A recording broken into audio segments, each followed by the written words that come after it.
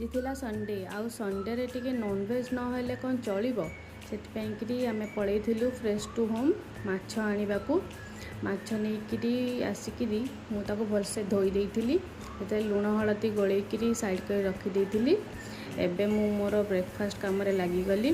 Breakfast रे मोर आज बनियार थिला सिमेई उपमा सेटा को बनईकरी आमे खाईकरी टिके रेस्ट नहींकरी पुणी पलैली मोर लंच प्रिपरेशन ने। आज बनौली बारिपदा स्टाइल माछ भजा जोटा कि मो भाउजटू शिखी आ बहुत ही बढ़िया लगे, बहुत टेस्टी लगे।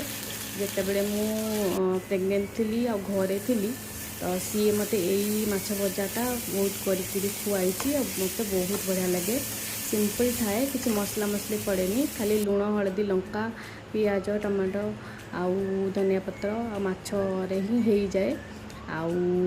आज थिला मोर आइटम पखाल माछ भजा आउ आलू चटनी।